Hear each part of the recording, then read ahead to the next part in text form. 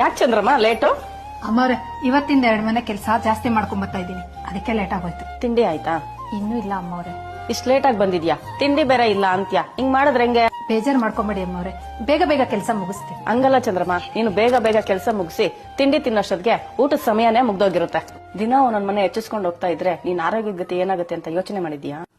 ಆರೋಗ್ಯ, ಆಯಾಸ, ಅದು ಇದು ಅಂತ ಯೋಚನೆ ಮಾಡ್ಕೊಂಡು ಕೂತ್ಕೊಂಡ್ರೆ ಮನೆ, ಸಂಸಾರ, ಮಕ್ಕಳು ಓದಿನ ಭವಿಷ್ಯನೇ ನಿಂತೋಗ್ಬಿಡುತ್ತೆ ಅಮ್ಮವ್ರೆ. ನೀನ್ ಹೇಳೋದು ಸರಿನೇ, ಆದ್ರೆ ನಿನ್ನ ಆರೋಗ್ಯ ಚೆನ್ನಾಗಿದ್ರೆ ನೀನ್ ಏನ್ ಬೇಕಾದ್ರೂ ಮಾಡ್ಬೋದು. ಅದೇ ನೀನೇ ಮೂಲೆ ಕುಂತ್ರೆ ಆ ದೇವ್ರೇನೋ ಒಂದ್ ದಾರಿ ತೋರಿಸ್ತಾನೆ ಬಿಡಿ ಅಮ್ಮವ್ರೆ. ಇವಾಗ್ಲೇ ಟೈಮ್ ಆಗೋಯ್ತು. ಈ ಮನೆ ಕೆಲಸ ಮುಗಿಸಿ ಇನ್ನೂ 3 ಮನೆ ಕೆಲಸ ಮಾಡ್ಬೇಕು. ಚಂದ್ರಮ್ಮ, ಫಸ್ಟ್ ತಿಂಡಿ ತಿನ್ನು, ಆಮೇಲೆ ಕೆಲಸ ಮಾಡುವಂತೆ. ತಗೋ. ಸರಿ ಅಮ್ಮವ್ರೆ.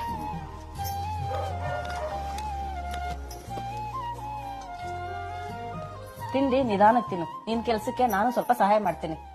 ಬೇಡ ಅಮ್ಮವ್ರೆ, ಹೇಳ್ದಷ್ಟು ಕೇಳು. ಕೆಲವರು ಮನೆ ಕೆಲಸದವರು ಅಂದ್ರೆ ತುಂಬಾ ಕೇವಲವಾಗಿ ನೋಡ್ತಾರೆ. ಅವ್ರು ಕೊಡೋ ಕಿರಿಕಿರಿನ ನಮಗ್ ಸಹಿಸಕ್ಕೆ ಆಗಲ್ಲ. ಎಲ್ಲರಿಗೂ ನಿಮ್ ತರ ಒಳ್ಳೆ ಮನ್ಸಿಟ್ಬಿಟ್ರೆ ನಾವು ಮನೆ ಕೆಲಸ ಮಾಡ್ತಾ ಇಲ್ಲ, ದೇವಸ್ಥಾನದಲ್ಲಿ ಸೇವೆ ಮಾಡ್ತಾ ಇದ್ದೀವಿ ಅಂತ ತೃಪ್ತಿಯಿಂದ ಕೆಲಸ ಮಾಡ್ತೀವಿ.